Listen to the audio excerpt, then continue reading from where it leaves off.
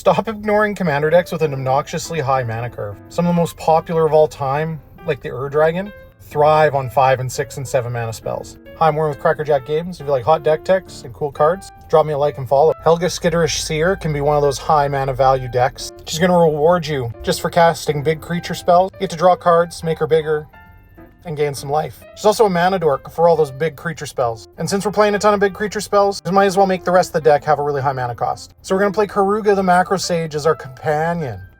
Your starting deck contains only cards with converted mana cost 3 or greater and lands. And late game, when you put Helga into your hand, you're going to put Helga in your hand, cast it, and destroy the table. Now that is a pretty punishing companion mechanic, but I think we found a way to work around it. One of the big keys, of course, is that Helga draws cards, so we're never going to run out of cards. And then we're going to make sure that we can use Helga's mana to cast as many spells as we can, with things like Kiora, Behemoth Beckoner, draws cards and untaps Helga a bunch of times. All of our creatures can be mana dorks with Enduring Vitality. And if we decide we want to plot a bunch of our card, that's going to allow us to play multiple spells on a turn, and double spelling and triple spelling is a great way to get ahead of your opponents. There's also pseudo card draw because you are taking cards off the top of your deck. The other thing we get to do is we get to play a bunch of suspend cards. So Rift Sower is kind of like a Birds of Paradise in our deck. We just have to wait for it to come off of its suspend. And luckily, creatures coming off suspend have haste. We also get cool counter spells like Aven Interrupter, a great way to mess with our opponent's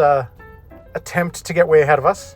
Cost reducers like Goreclaw, Terror of Kalsisma go a long way to antheming our team and making things cost a lot less. And again, we can make all our creatures mana dorks with Inga and Essica. And because Helga is going to be so big, giving us so much mana, we're going to get to draw cards. Another mechanic that kind of gets around the 3 CMC thing, we've got adventures. So Kellen Inquisitive Prodigy is great for removing artifacts, but Tail the Suspect is ramp at 2 mana. Galadriel, Light of Valinor is a payoff for the deck. We're going to have lots of big creatures enter, so we're going to get to do those abilities a bunch of times. And I think the obvious one that goes along with Helga is Evoke. Yeah, Muldrifter costs 5, but really it's a 3 mana draw 2. And the other mechanic that I really like with Helga is Delve. So Ethereal Forager is a 6 mana 3/3, but it's really a 2 mana 3/3 that draws you a card every time it attacks, probably. Deep Sea Kraken is on suspend, but your opponents bring it into play for you, which is pretty crazy, and it can't be blocked. Big creatures means Ghalta is a 2 mana spell, and everyone loves a 2 mana Ghalta. Again, with the suspend, Search for Tomorrow is going to get that land we want right onto the battlefield and get us going. If we're playing big spells, Aminatu's Augury is a great way to spend 8 mana. Flip over 8 cards and you're going to get some absolute bangers for 8 mana.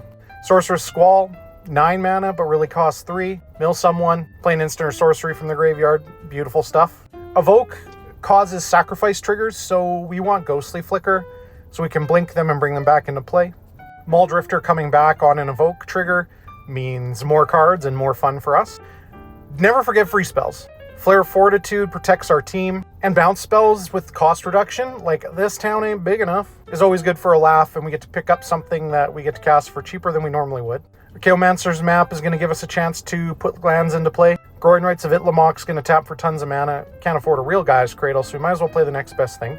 It flips into Itlimoc Cradle of the Sun, which is essentially Guy's Cradle. And of course, we want to draw cards, so we're playing Guardian Project. I think Helga really embodies what Bant is all about. Drawing cards, playing big creatures, getting good permanence onto the battlefield, and eventually get to combat and take out the opponents. You made it this far, so you might as well hit that like and follow, and head over to crackerjackgames.ca to pick up cards for your new deck. Hope this helps.